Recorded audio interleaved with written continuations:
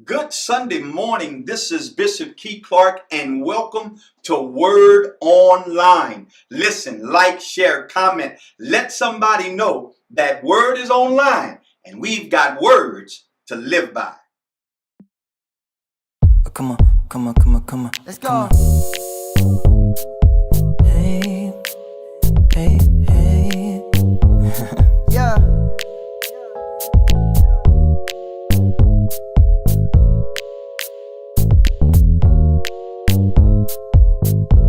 It's like this, come on. If you did it for me, he'll do it for you. He'll come through. If you did it for me, he'll do it for you. He'll come through.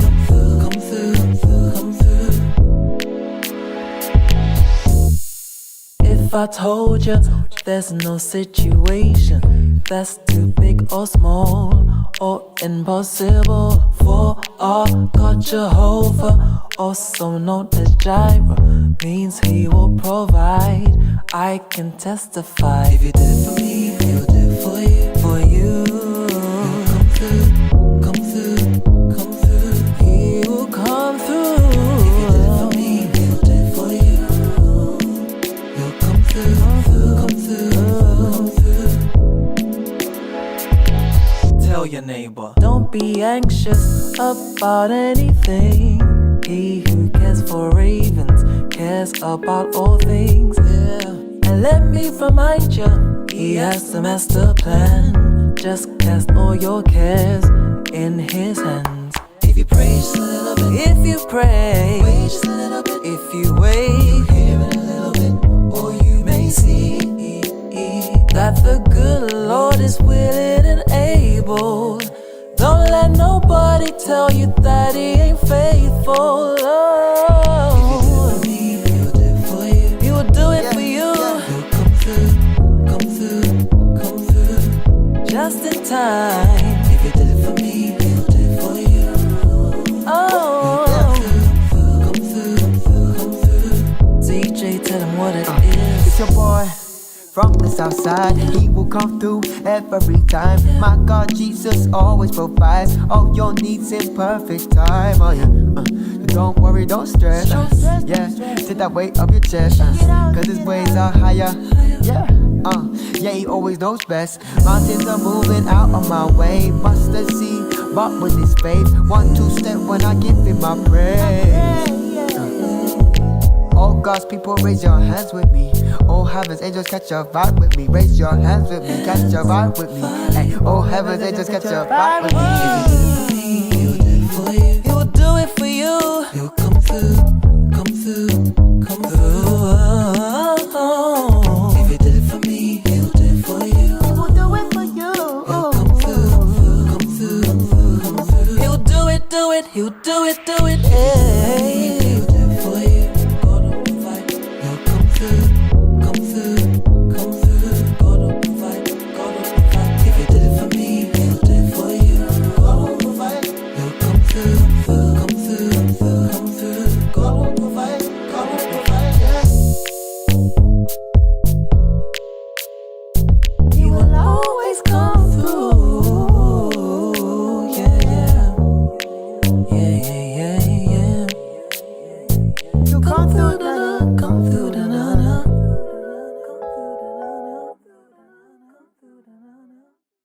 Family, if you would please repeat after me the Word Assembly affirmation. We, the members of Word Assembly, speak by faith that we are a people thankful for our salvation, serious about our education, and committed to the demonstration of God's love to this world.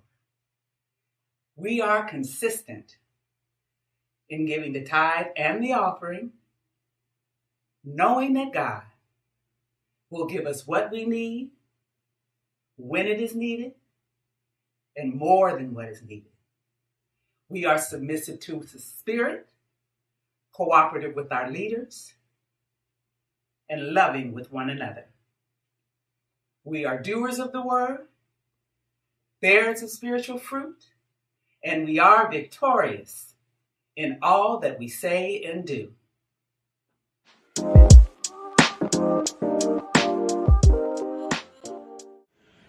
I want to, if I can, I want to give you the introduction. Then I'm going to give you the text. And then I'll give you the point. If I could just kind of rearrange the structure of delivery, give you the intro, without you not necessarily knowing where I'm going. But stay with me, and we'll get it. I've heard a whole lot of talk about, and rightly so, experienced it within my own ministry, about how there is, and there is, a great exodus of people who no longer are interested in church. There's a lot of talk, and pastors, we're honest, we all have our own concerns and our own issues and challenges, and we've had conversations, and in conversations we've dropped truth that's uncomfortable for us to mention, but it's yet true. We say stuff for the church like they used to. It has nothing to do with anything other than the fact times have changed. And I think today, if I may, suggest a remedy for the lack of attendance on Sunday morning, for the lack of involvement throughout the week. I think there's a remedy. I think there's a solution for our problem. What I'm a little concerned about, if we are bold enough to do, I think there's a way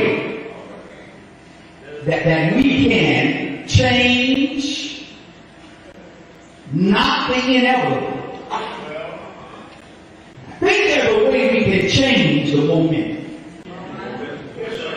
Can't change the inevitable. The Bible talks about a great falling away. The Bible speaks that in the latter days things are going to happen. So we can't change the inevitable. And I think sometimes we spend too much time on fighting stuff that won't change. The world is going to end. People are going to get crazy. And things are going to get worse. That's the Bible.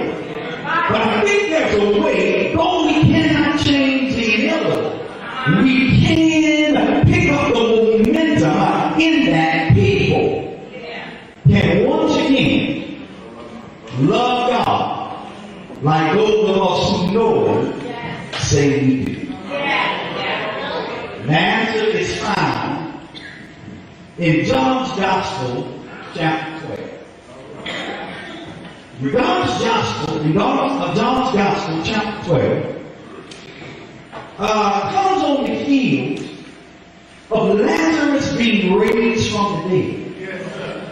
Lazarus being raised from the dead has taken upon a huge excitement among the crowd.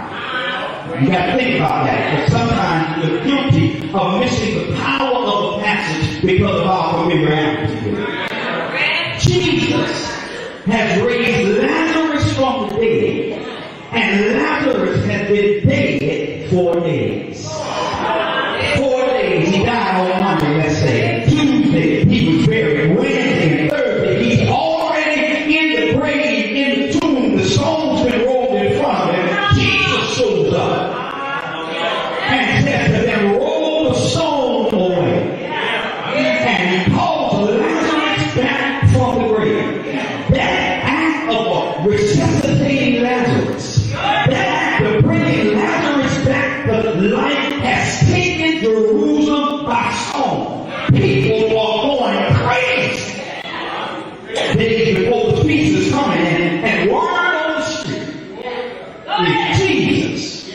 that brought Lazarus back to life. What's interesting is when you read chapter 11, what you'll discover is that after the resuscitation of Lazarus being brought back to life, I say resuscitation because preachers, we know that there's a difference between resuscitation and resurrection. Resuscitation is when you die and you come back. But resurrection is when you die and you come back and you don't die no more. Jesus was not resuscitated, he was resurrected. And so Lazarus being resuscitated, the pain has its own place. And the religious leaders got a problem now. Because Jesus' miracles have put a huge impact on their temple attendance. Jesus has showed up on the scene and something he's doing and how he's getting down has caused temple not to be as strong in its attendance as it once was. And so the Bible says they seek out to kill him. Chapter 12 opens up with the festival about to happen, how people are coming from near and far to not only see Jesus, but Lazarus in the grave. So that's the kind of environment that's going on. And you get to chapter 12, and Jesus is riding to Jerusalem, and that's how it pulls, not only based upon his popularity in teaching, but again, because of this powerful miracle of resuscitation of Lazarus back to life, the crowd is in cahoots about it. So he goes to that environment entry. I want you to look at John chapter 12. Now this is not the text I want to preach. But because it's part of the context and accentuate to the weight of the text, I want to read it to you. And this is what he says in verse number 17 of John chapter 12. He says, now the crowd that was with him when he called Lazarus from the tomb and raised him from the dead continued to spread the word. Many people, because they had heard that he had performed this sign, went out to meet him. So the Pharisees said to one another, see, this is getting us nowhere. Look how the world, the whole world, has gone after him.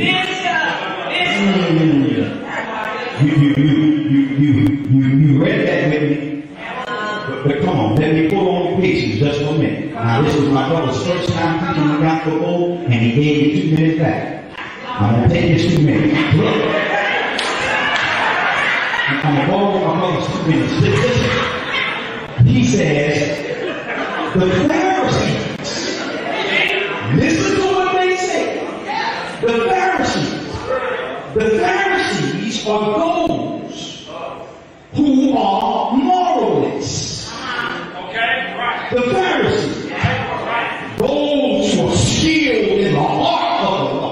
It said by some that they have memorized the Torah. The Pharisees are consistently and fasting and doing all of those churchy spiritual things. Listen to what they say. So the Pharisees said to one another, they're at their ministers' meeting. And he starts discussing. Listen to what they say. They say, see, this is getting us nowhere. Look. Have y'all noticed? And perhaps they start calling each other by name. Hey, have y'all noticed? I had an annual day yesterday, ain't nobody show up. Have y'all noticed? I'm trying to do everything that I can to get people to come back in this church. I've given away prizes. I've got all kinds of ministries going on. Haven't y'all noticed this ain't getting us nowhere? The whole world is active. Verse 20 says, now there were some Greeks among those who went up to worship at the festival. They came to Philip, who was from the Sabbath in Galilee, with a request, and listen to what they said. Sir, we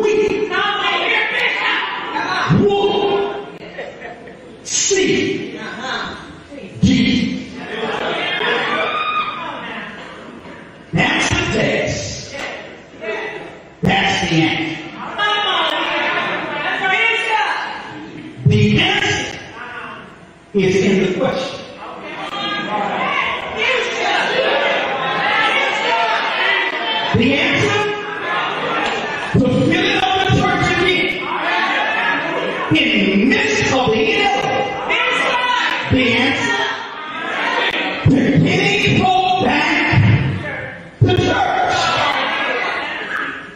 spite of what is inevitable. What gets the house full again is the question they ask. Because you can tell a lot, not just from the answer to the question, but you can tell a lot about the question that's asked.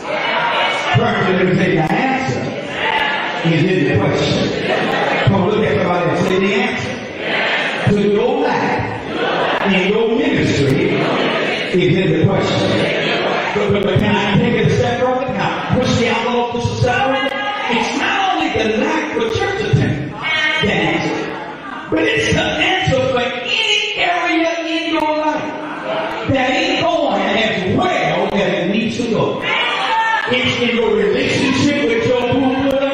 It's in your relationship with your family. It's in your relationship with your children. Whatever your relationship is, if you want it the way it is supposed to be, the answer's in the question. Here's the question. We would see Jesus. Now, before I tell you what the question is, let me tell you what got me excited. What got me excited is that the text lets me know that somebody is still looking. Oh, you missed that. You missed that because if you're not careful, you will think that nobody is looking. If you're not careful, you think that Jesus and all that he represents is just always following. Don't be fooled. There are people who are still looking. But who are they? The text says we. And he said it was Greeks. It was Greeks who had found their place in the vessel. In other words, they had not yet converted to Judaism, but they were thinking about coming over. And in other words, they had toiled with religion, Judaism, but it didn't satisfy. They were used to going through the rituals and the routines, but it didn't satisfy. The first thing I want to lift up from the question is pay attention to the people who are looking for Jesus, because that's the answer to how we feel it. You see, the problem a lot of times is that we are not making an impact and churches are not growing because we're looking for the wrong people. Yes, we're looking for the wrong people in that we are anticipating people to come who already know what we know. Most times on Sunday morning, come on, Pastor, you know when you go preach places, you preach what people like to hear, because people like to hear what they already know. But when he said these Greeks had come to see, what they were saying was, we tried religion, but that ain't working. We tried to handle it through the lenses of our own denomination, and we tried to handle it through the lens of our own structure and system, but it does not satisfy. You see, the people that are going to fill up our churches are the people who are saying to us that I don't want religion, I need relationship.